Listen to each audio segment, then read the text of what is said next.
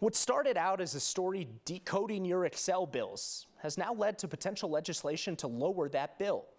Our Marshall Zellender has educated all of us, explaining what you're charged for and why. He's revealed some costs that the state legislature is now trying to prevent from being passed on to you. But the changes being considered may not bring immediate relief.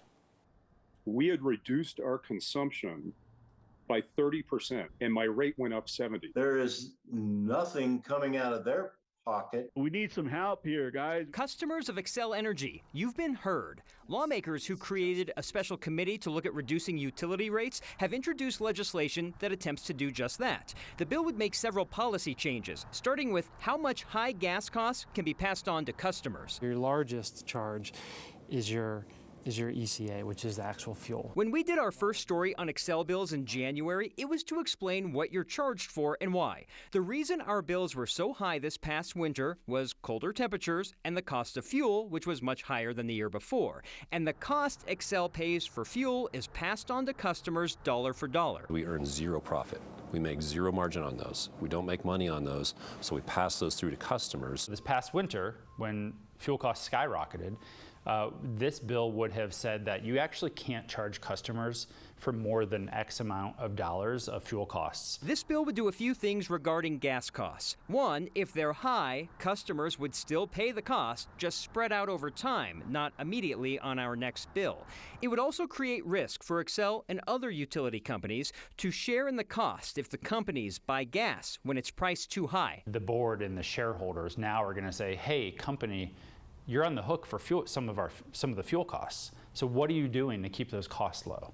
Right now, there's nobody asking that question because it doesn't really matter.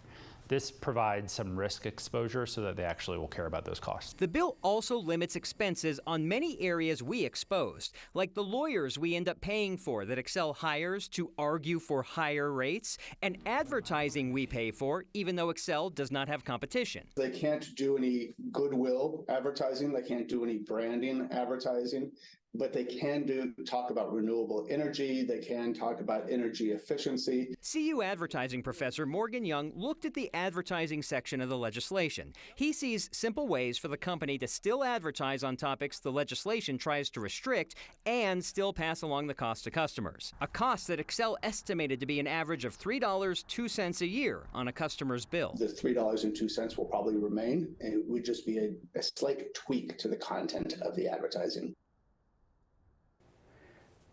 The bill to overtime lower our bills has its first hearing tomorrow. I want to expand a bit on the lawyer fees. We paid $2 million on lawyer fees when the company argued for a higher gas rate last year. This bill would not erase that $2 million, but it would allow the Public Utility Commission to limit the number of experts Xcel could hire and bring in, or perhaps limit the maximum dollar amount that they would allow to be passed along to customers. But again, when you look at $2 million over 1.5 million customers, it's just a fraction of what we pay. I mean, that's change.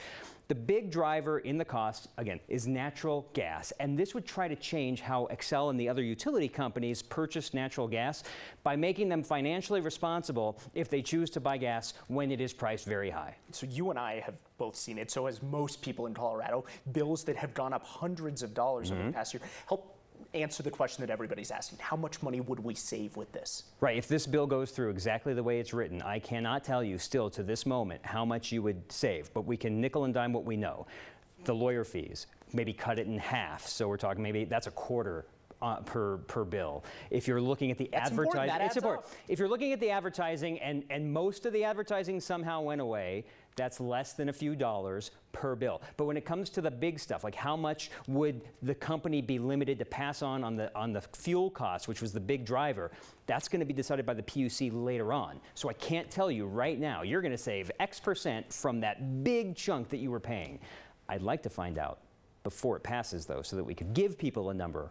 But that's why it's important to ask these questions. Yeah. I don't know if we'd be here without you. Maybe somebody will say something in committee tomorrow that gives us a better idea of how much. And I know you'll keep asking those questions. Marshall, thank you.